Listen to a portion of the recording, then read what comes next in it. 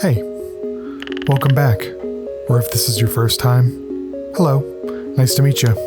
My name's Nicholas Roberts, and I'm an artist, graphic designer, illustrator. I've been doing this for about 13 years. This is an art process video, so I'm going to share the process. Here's a quick tip. Sacrifice one of the sheets of marker paper to protect the paper underneath from marker bleeding. Marker and ink art.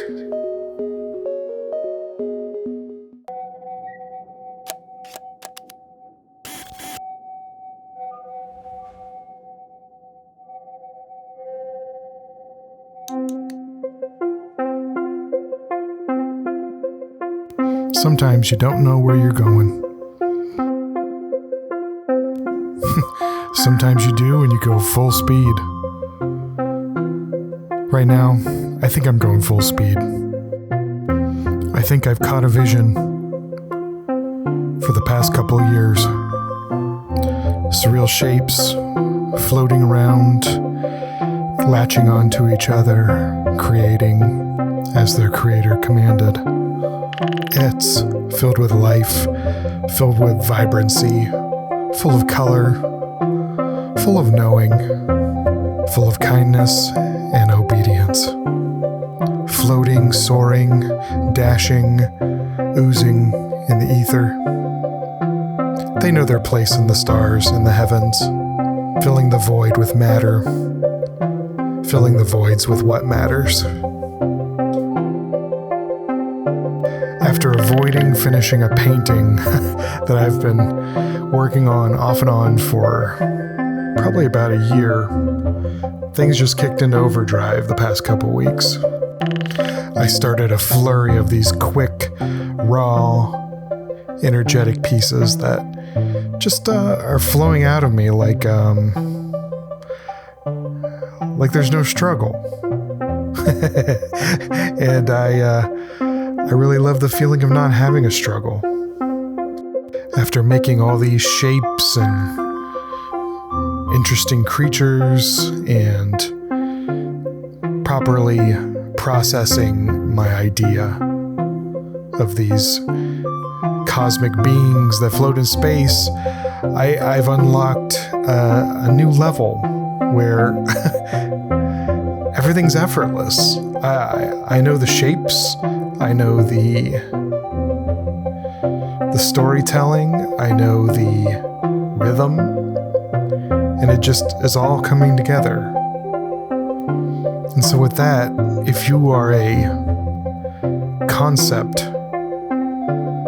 seeker, if concept is really important to you when it comes to traditional art, or it doesn't have to be traditional, it can be digital.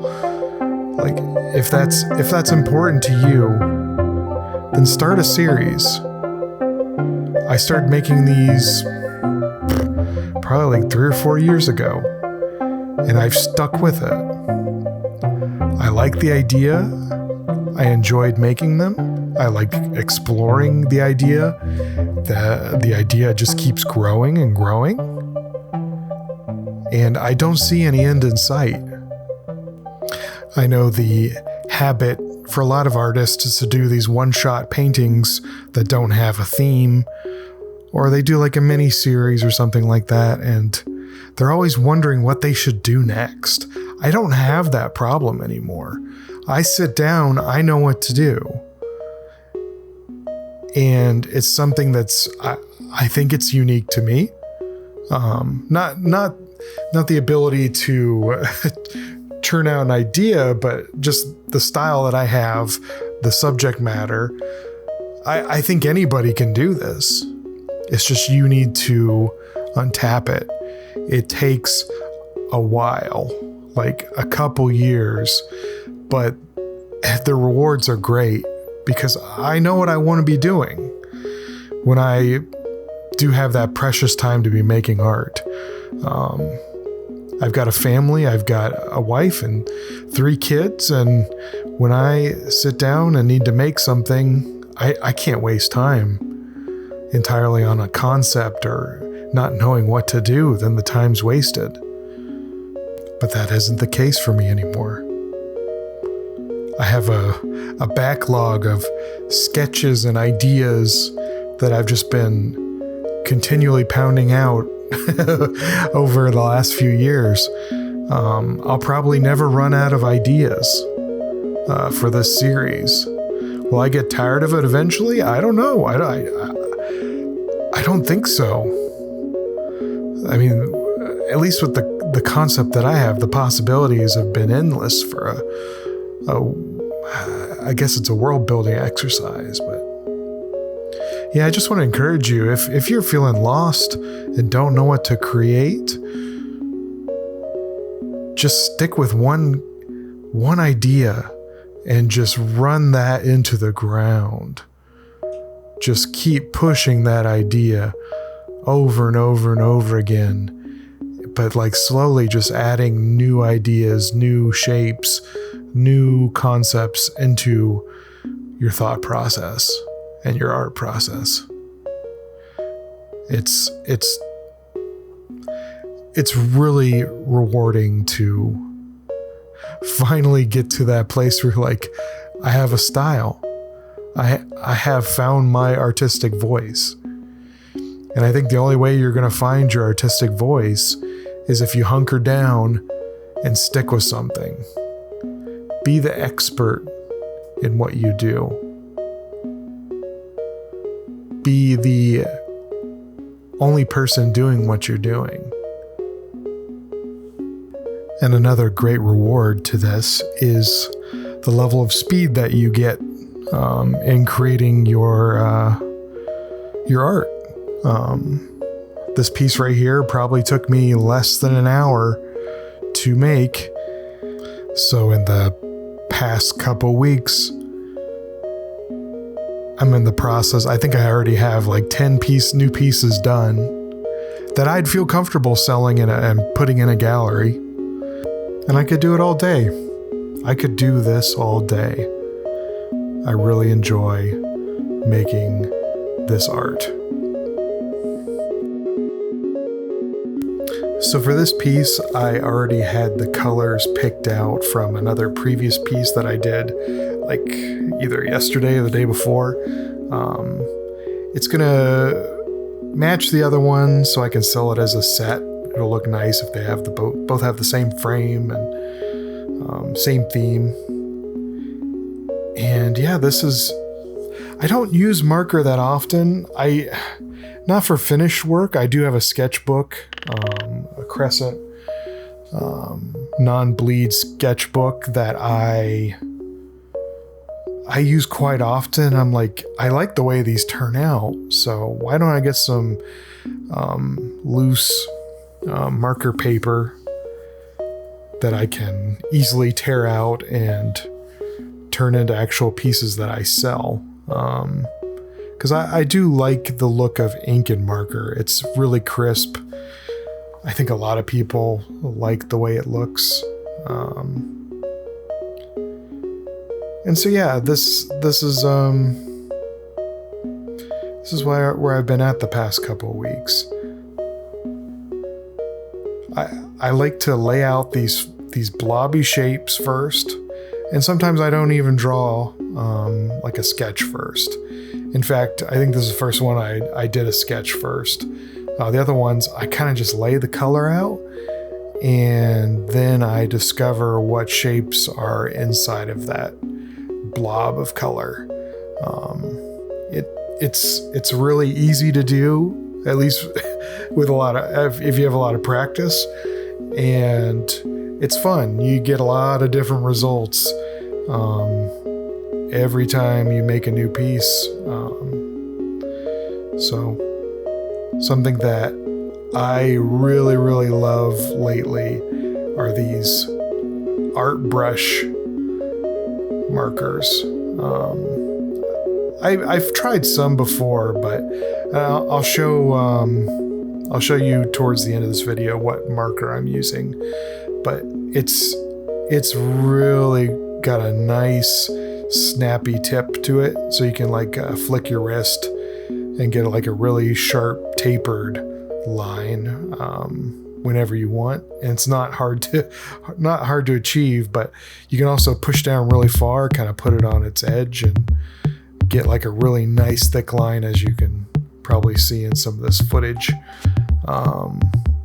It's really nice getting such a diverse or large variety of line thickness without having to change your tools. Like microns and Copic multi-liner pens they're nice, but you kind of have to do a little bit of extra work to get thicker lines. You'll probably have to do it in a few passes before you get the thickness you want, or switch markers to a different thickness. Whereas with these brush pens, you can just push down harder, kind of angle it the way you need to, and get a really satisfying ink line. So yeah, I kind of just go into autopilot at this stage and know what shapes I use normally. I still have fun with it. I occasionally like to invent new shapes that I haven't done before. It's my shape library. Sometimes I pull out a new one, and then I've got that shape from now on.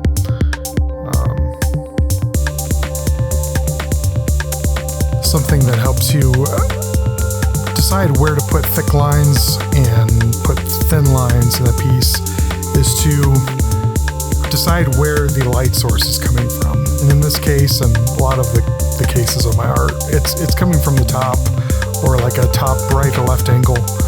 And so the bottom surface, the bottom line of an object, will be thicker than it will be on top.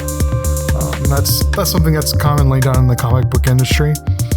And it works. It gives you a nice variety. It gives the bottom of things a little bit extra weight to it. So it really does give it a little bit of an extra shape to it, a little bit of a extra three-dimensionality to it. And I also like to add like a little bit of a shadow from objects above other objects to further push the idea that there is a light source and that my shadows are dark. That's the nice thing about comic books and inking, is that there's always a really nice contrast. It's a very punchy medium. Like with oil painting or acrylic, there's all those subtleties of color, but yeah, in comic books and line art, illustration, it's very punchy, very crisp, and I love it. I like both. I think both have merit. I do painting as well, and I mean to do some videos on my painting style, but this is where I came from. This is what I wanted to do growing up, was be a comic book artist. So I've been working on the inking for a while. I'll start to add a little bit of inking line texture. But yeah, lately it's just been marker, then ink. And the reason I do ink after the marker is I find that when I do the marker after the inks, it will reactivate some inks and cause the color to have all this muddy black bleeding into the color. So the black will typically not pick up color because it's such a dominant pigment that, yeah, I like to draw with pencil or just wing the inking marker stage, and then I'll go to the inking. My style of cross-hatching, it typically doesn't, I guess it's more just hatching, because my line work doesn't typically cross over one another. On a rare occasion it will, when I see it would be fit. But it's usually just these single, like, tapered lines that jut out from thick, darker lines, and I try to make all of the lines follow the form, whether it's going along or against the shape. And you'll see more of that in the stage where I kind of fill in this kind of stony textured brown material that's a part of this watcher drawing. Another thing I want to talk about is the format of my videos on my YouTube channel. I'm still trying to figure that out. I know this is definitely a lot less funny or trying to be silly. This is definitely more serious and just I'll just speaking off the cuff. Not really plan. I didn't really plan what I was going to say in this video, but I just want to do like a chill, like time lapse, and the time lapse being in real time, so you can see how quickly I work, or how slow I work. I guess that's up to you whether you think it's fast or slow. But yeah, I'm just trying to figure out a format that people would like to watch and are more interested in spending the time with the video. So definitely let me know in the comments which you prefer. I can keep things short and sweet, or just ramble and riff and try and say something interesting or useful to you. Something that I did want to talk about in this video is tools. Tools to make your art, to make your craft. I used to think that getting like the really nice, expensive stuff, whether it be brushes, paint, ink brushes, markers, whatever you can think of, I used to think that was an important thing to do. But recently I've kind of considered and gotten some cheaper products as gifts, and I've been finding that I really enjoy the aspect of not worrying too much about ruining those products, that I can experiment more. So I'd almost say it's good to have both, because I have like that marker sketchbook I was talking about earlier, and I use these like really cheap these really cheap Amazon markers. I don't even remember what the brand name was that like somebody gave me as a gift, and they are not good. They dry up quickly, but I mean, the thing is, they still put pigment on the page. They kind of expand a little bit, but in my sketchbook, I'm just trying to get ideas out. So the level of quality doesn't need to be that high. The bar is low, because this is just my own personal sketchbook to create ideas. Now, I might show some people my sketchbook, and I probably will do that on this YouTube channel, but it doesn't matter. I'm not selling it. I think that's the one thing I would be opposed to selling when it comes to my artwork. Everything else is fair game, but you know, sketchbooks have always been very precious to me, and I can't imagine selling them. You know, obviously, if somebody was offering me a large sum of money, I'd probably reconsider it and cave in and sell the sketchbook, but not before scanning all the pages and making sure I have all my ideas stored on like Dropbox or something like that, so I don't lose those ideas.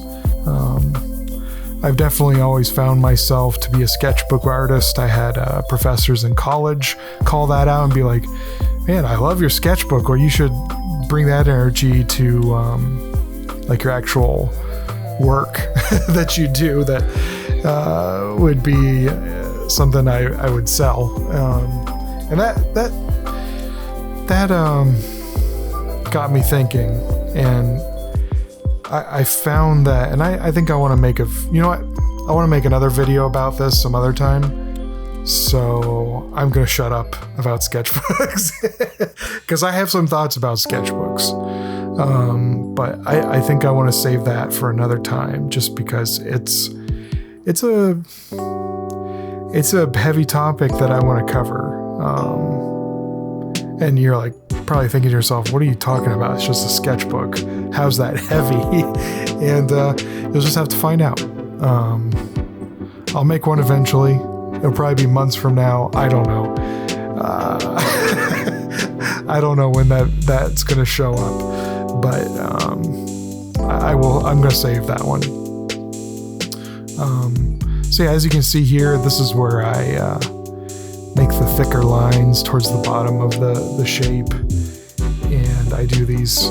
See, there's like a little bit of cross hatching, but a lot of these don't end up touching or barely touching the other lines. And I do these like quick, snappy, tapered lines by flicking the wrist up or down.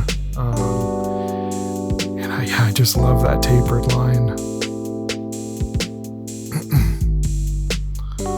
I think this piece is almost done. I think that's already a 20-minute video, so I think what I'll do is, if you want to keep watching this in real time, I'm not even going to speed this up. I'll just let it keep playing, and if you want to watch it, cool. If you don't, I'm sorry if I bored you. Otherwise, put it on 2x speed, watch it a little bit faster if it's a little boring, but I sometimes get disappointed when I watch another artist's YouTube channel and their time lapse ends up being fast, and you're kind of like, I can't gauge how quick they're doing this. It's really insane how fast sometimes the time lapses get. And I want to be better about it because I think it's more useful to other artists to see how quickly other people work. So yeah, this is 100% speed. There's no there's no additional speed added in post, so you can enjoy the whole process. And real quick, I wanted to share with you the pen that I used for this. I don't know how to pronounce that, but yeah, check it out. Tombow brush pen. It's one of my new favorite brushes. So yeah, that's it. I'm done. I'm not going to say anything else. So yeah, if you want to see the rest of this artwork being created, then stick around for the rest of the video and enjoy. Hope you have a great day, and I'll talk to you in the next one. Bye.